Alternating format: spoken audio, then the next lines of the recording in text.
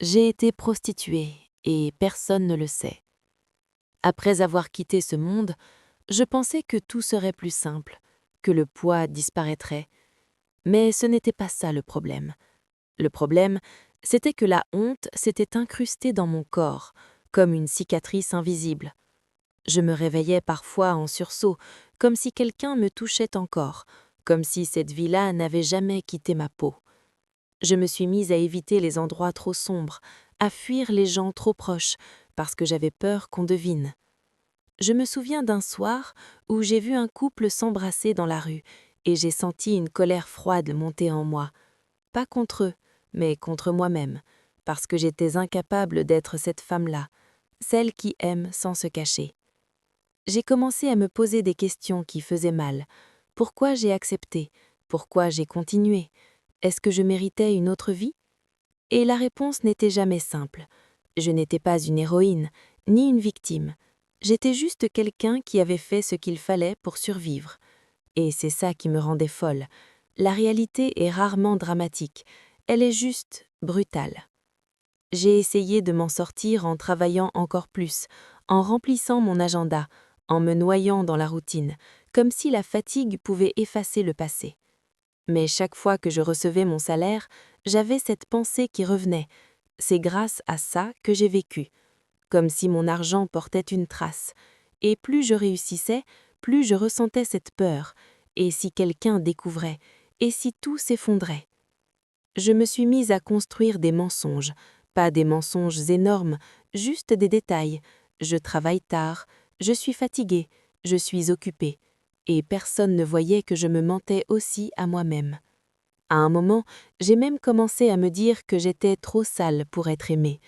Je ne parle pas de mon corps, je parle de mon histoire, parce que l'idée que quelqu'un puisse m'accepter avec ça, c'était impossible.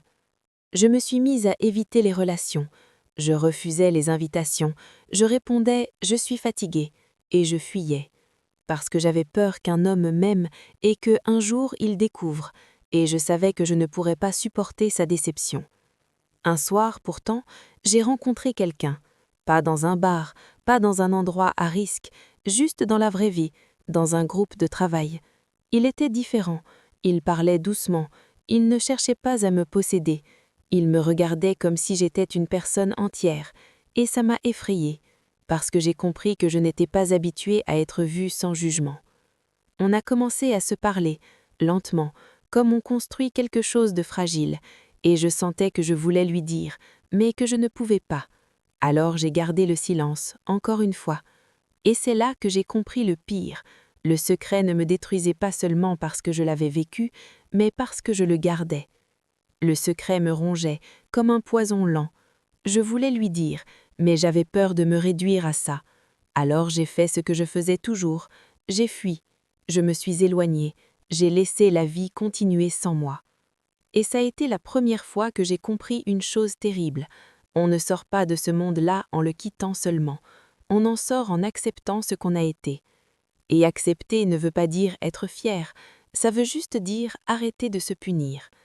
J'ai commencé à aller voir une personne pour parler, quelqu'un qui ne me jugeait pas, et c'est là que j'ai appris à raconter sans honte, à dire oui, j'ai été prostituée, sans trembler. À mesure que je parlais, j'ai senti le secret perdre sa force, et j'ai compris quelque chose d'encore plus cruel. La plupart des gens ne comprennent pas, parce qu'ils n'ont jamais été obligés de choisir entre mourir de faim ou vendre leur corps. Ils ne savent pas que parfois, la survie n'est pas une décision, c'est un instinct. Aujourd'hui, je vis avec ce passé, mais je ne le laisse plus me définir. Je ne le cache plus par peur. Je le garde comme une partie de moi, comme une cicatrice qui me rappelle que j'ai survécu. Et parfois, je me demande si ce que j'ai vécu m'a rendue plus forte ou juste plus cassée. Mais je sais une chose, je ne suis plus la même. Je suis celle qui a appris à se relever. Et si tu es là, en train d'écouter, je veux que tu saches quelque chose. Tu peux survivre à ce que personne ne devrait vivre. Et même si personne ne le sait, même si personne ne doit savoir, tu peux quand même être libre. Si tu as aimé cette histoire, laisse un like, abonne-toi et active la cloche, parce que j'ai encore beaucoup d'histoires à raconter.